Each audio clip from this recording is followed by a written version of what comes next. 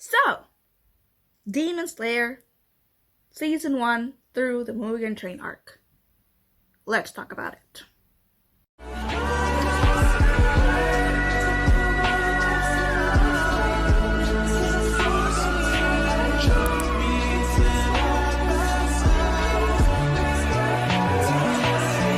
Y'all, I talk too much. This video needed to be cut down into 3 separate parts, guys. So this video is actually me reacting to Season 1 episodes 1 to 5, I think. And then the rest is gonna have to be different videos, or else it's gonna be a 30-minute long video.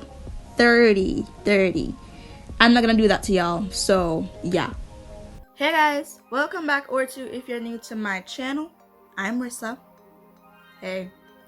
And today we're gonna be doing, because remember in my last video, right, when I said I was gonna do the whole season updates through One Piece and my thoughts? Well, that's not what this video is yet, but I did decide to do it with Demon Slayer, and maybe I'll continue to do it with other animes. You know, maybe it's not gonna be a One Piece thing, but remember, I'm gonna keep my promise. One Piece will be watched in the summer. We're in spring right now, so that doesn't count. Anyways, so Demon Slayer. Let's get into it.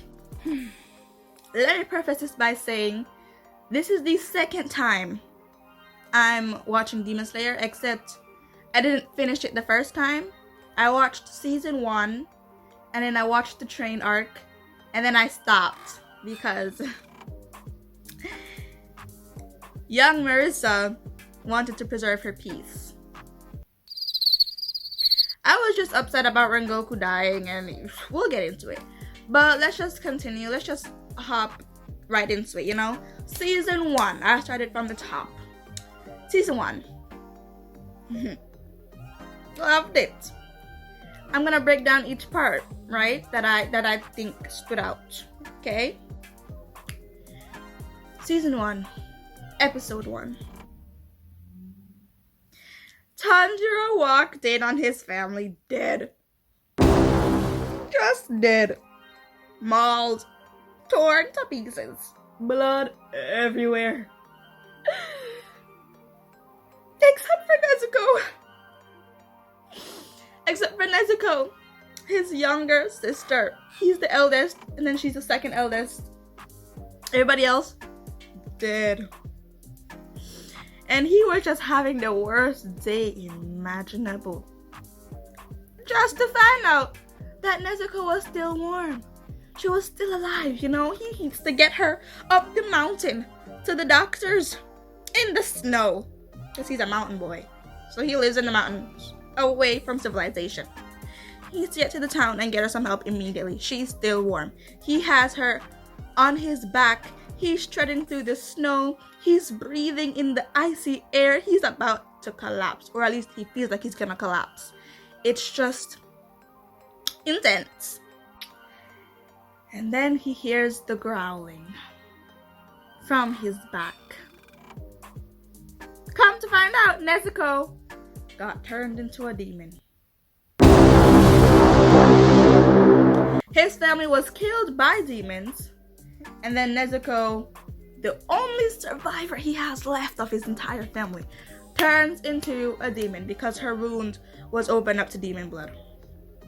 So she hops up off his back and she's about to attack him. She wants to eat him because demons eat humans. So he's fighting off his sister with a hatchet, and he's telling her, come on Nezuko, you gotta fight this. You'll be okay. Don't let it take over. Don't eat me. He didn't say that last part, but I was screaming it. And she's crying. She starts crying because, you know, she's still mentally aware-ish. She's upset. And then Gyuto Mioka. Right now, didn't like him. I was like, sir, mind your business. He comes down. He's ready to kill Nezuko. I'm like, babes, this is a family matter. Why are you here? This is between me and my family. Go away. You're not killing Nez. And then he's like, bruh, let me get this demon. It's my job to kill demons. He takes Nezuko. My dude, Tanjiro, the older brother, he is distraught. He's like, oh my gosh, you have to listen to me. She's my sister. I can get her some help. Like, she's not gonna kill me. Like, give me my sister back right now. He gets feral because this dude threatens to kill his sister, you know, Tomioka. And she's like, you know what? I'm gonna save my sister. He throws his hatchet and he throws some stones and he runs behind some trees. The hatchet isn't seen. Tomioka hit by stones. He's like, where is the hatchet? Come to find out, Tanjiro charges head on. He's like, this guy's stupid. Knocks him out. Boom. Then hatchet comes flying out of nowhere. Bam. In the tree right by his head. I was like, slay, bestie. You ate with that. Even though you're knocked out. But then Gyu said it was all part of his plan. I was like, I knew that. And then Nezuko loses her mind. She sees her brother crumple to the floor. She's like, did you do that? She curb stomps him all the way across the other side of the mountain. And she charges to her brother. Gyu is like, oh my gosh, he's gonna kill him. Nezuko's like, no, let me protect him. She's like, goes in front of him. She's like, you're the enemy now. I'm about to mess you up.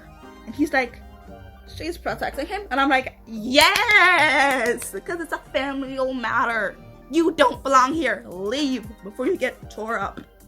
And that's exactly what Nezuko was going to do. And then they're fighting, Nezuko and Tomioka, but he's like, this slow demon. I'm like, how dare you play with it like this? And then Nezuko gets knocked out. But it's okay because she wasn't killed.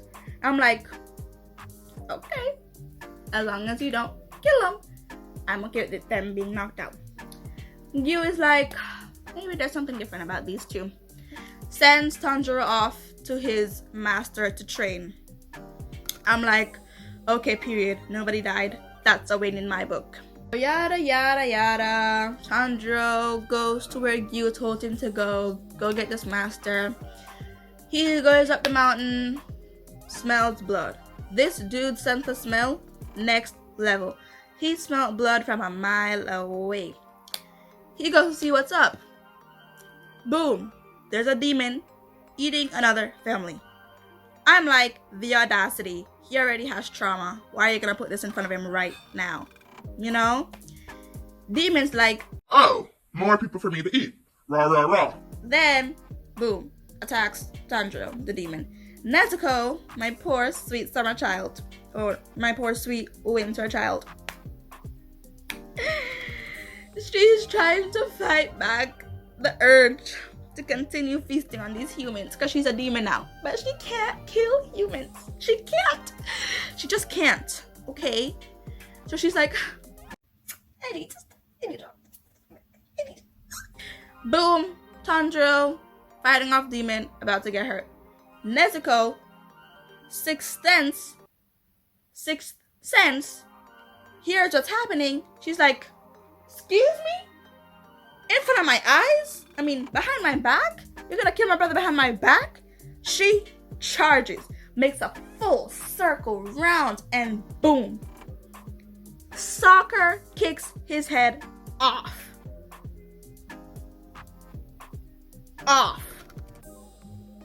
Clean off. Just like, head goes fine. I'm like, okay, period. Demon's like, what the heck? Thought you were on my side. I'm like, you thought you were special? No. Tanjiro's like, good job, Nez, but now I gotta finish this job, so why don't you go and like sit this out, you know? He needs to kill the demon. He can't. He's such a pure heart, pure soul. What's his face? Urokodaki, the mentor, comes on, criticizes the dude about how he's too weak. I'm like, sir, his entire family just died. Could we not ask him to kill a demon? Right now, in cold blood? Please. Not right now, at least. Like, some sympathy would be nice, you know? Fast forward, he tells Tanjiro that Nezuko can never kill a human because if she kills a human, he needs to kill himself. And I'm like, that's drastic, but I get it. I understand. Yeah, yada yada yada. He goes into training. Tanjiro is training with Urokodaki. Nezuko is asleep. Not waking up. Not once. Dude's getting battered, bruised, and beaten in training over and over and over and over for like a year. Until he masters something. And then it comes time for him to like break this boulder. To go on to final selection. You know, where they kill more demons to pass. Sabito and what's her name? Monokomo? Mokomomo? Mokomo? Sabito and Mokomo? I think it's Mokomo. I'm gonna go with it. These guys. Sabito and Mokomo appears. I'm like, hey guys. Sabito is first. He's just beating on Tanjiro. He's like, you are so useless. You're so weak. What kind of training is this? You are disgracing everybody. You just can't do anything. You're good for nothing. I'm like, sir. First of all, where did you come from? Second of all, mind your business. Like, what are you doing? You know? Anyways, this continues for like 6 more months. He needs to break this boulder with his sword to finally be able to move on. So he trains with Sabito. There comes a time where he gets a hit in on Sabito, slices his mask clean off his face, and Sabito, the poor soul, smiles in relief. Because he broke the boulder instead of his mask. Because Sabito is actually very much dead.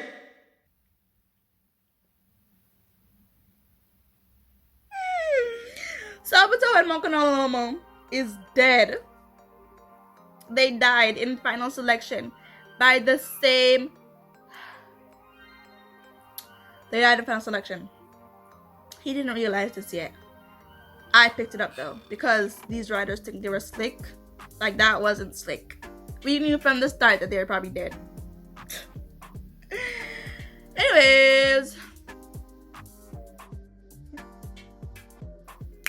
Final selection, because he broke the boulder. Final selection comes along. Okay, boom. It's final selection. He goes off. Urokodaki gives him a mask. You know, to represent for the team. He goes in. Demon slaying, blah, blah, blah. Until this big, ugly, brawling beast comes about. He's about to kill this kid while Tanjiro is paralyzed with fear for like 2.5 seconds, and then he goes in to save the kid. Come to find out, the beast recognizes the mask that Tanjiro was given because Sabito and Mokonomo wore similar masks because he killed them. Those masks were to represent that they were children of Urokodaki, and the beast says he's already killed 13 of Urokodaki's kids and had the audacity to be like, year number 14. It's like, you want to piss me off. Which is exactly what he did. He pissed off Tanjiro because that was when he figured out that they were actually dead. I don't know who was gonna tell him, but you know, he figured it out. And then, you know, he just upset. He goes charging into the fighting and gets knocked out. And the kid that Tanjiro had saved was like, you're on your own, buddy. I'm getting out of here. Ugh! The audacity! I saved you, and when I'm in trouble, you're gonna run? Coward. That's why you died immediately afterwards. I did not feel bad. Anyways. So, yeah. And then Tanjiro wakes up and just slices his head clean off. He's like... The beast is like, I'm this all-powerful thing. No one can slice my head off. Rah, rah, rah. He did it. It took him some tries. But he did it. Which one did he use? I'm trying to figure out which water breathing technique he used, because he's a water breather. He goes, water breathing technique, first form, something something. I think that's slashing tide. I think that's what he used. Or whirlpool. One of them. Clean off. Because, you know, that's how you kill demons. Slice their head clean off or let them burn in the sun. Anyway, so then Tanjiro feels bad for the thing because he can smell the sympathy or whatever and holds his hand while he dies. Whatever. He's a pure heart. We already established that. I, for one, cannot have care less. Fast forward. Final selection is over. He made it.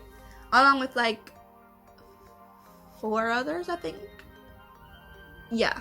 Some rude, unkempt, disturbing guy that all he wanted was his sword and he went to abuse the innocent holders, or whoever they were. I was like, where is your decorum? Where is your manners? Do you not have any parents? He probably didn't. Some butterfly girl, super sweet. Him, Tanjiro, and Zenitsu. The shivering, sniveling, fearful guy. He's actually quite pitiful at first. Anyways, they get their swords, they move on. He goes back home to Urokodaki. He's tired, he can barely even walk, but he needs to get home. He gets to the mountain of the cabin. Boom! Nezuko kicks down the door. And he falls to his knees because she's awake. After 1.5 years, she is awake. And they have their whole reunion. And I'm like, this is so sweet. Yes, that happened. Anyways,